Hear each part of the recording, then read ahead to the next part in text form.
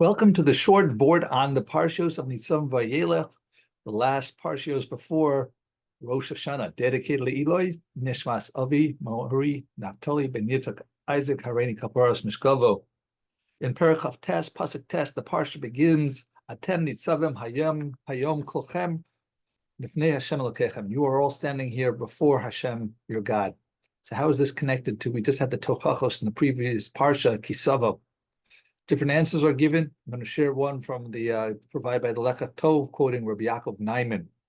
And he says that the Torah says in Hilchos Rosh Hashana that in those days, if someone had a court case, they would wear black, they would grow their hair.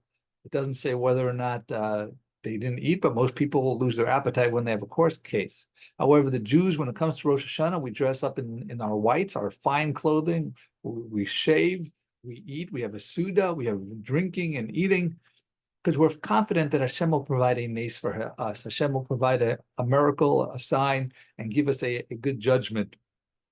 The Alter from Kelm, the Saba from Kelm, he says that although every individual has to be afraid about their case, Klal Yisrael as a whole is guaranteed to have a nace, will definitely be delivered. So what is the solution for an individual? How can they work to get a favorable judgment? So he says that the answer is that make yourself part of the tzibur, become valuable to the tzibur, that they need you, that you provide a service, that people recognize you. That kesher will give you a greater chance of having you be included in the nace of the favorable judgment. And this is what Moshe Rabeinu is telling the Bnei Yisrael here. Atem nitzavim hayom, you, kulchem, all of you, plural, after we just had the klala that in the parsha previously, because you are united as a group, as one aguda, one bundle, therefore Hashem, that even though harbe hechastem lamokum, even though you at times got Hashem angry, lo asetchem kalaya, he doesn't destroy you, v'aretem kaimen lefana. So that's the way for a Jew to get a favorable judgment, is be part of the Bnei Yisrael, because the Bnei Yisrael will never be destroyed. We can go through tragedies, but there will always be a remnant that survives.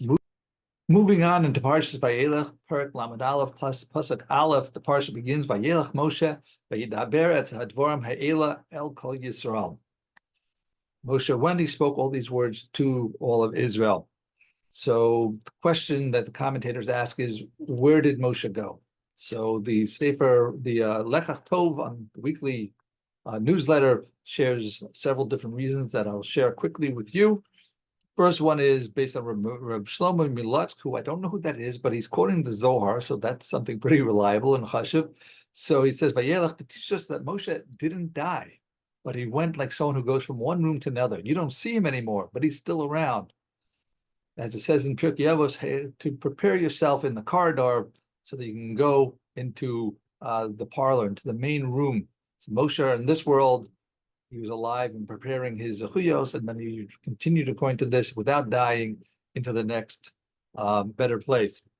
Rabbi Avraham Ibn Ezra gives the second reason. He says that Moshe went to every single shevet, each of the tribes, to have a farewell tour, basically. And he let them know that even though he is dying, that don't be afraid, Hashem will continue to go before you. The Malbim similarly says something about he went to all the Jews, get a birchas preda, to get a blessing of his separation. The next one is the Ilana Dechaya, another name that I don't know. He says Moshe went and still goes, Holech v'odena holech, sh'nespashet lahayir b'chol davidar, because his influence is on the Jews everywhere. We all learn Torah's Moshe throughout the generations. Similarly, the Yesod HaVoda says that Moshe went into the heart of every single Jew for all the generations. That's where he went. And finally, Rabbi Yaakov Yosef Mipolonia says, Vayeilech Moshe tamid hayolech b'zrizos. He always went with alacrity. So why does the Torah emphasize his alacrity here, his zealousness? To tell us that even his last moments, before he's about to die, Moshe continued in his derech HaKodesh, in his holy way. He persisted, that he was zealous in all his final actions. So wishing you Kesivah Tovah. I hope to have a Vort for Hazinu and even for Rosh Hashana next week. So thank you for listening. Shana Tovah U'Mesuka.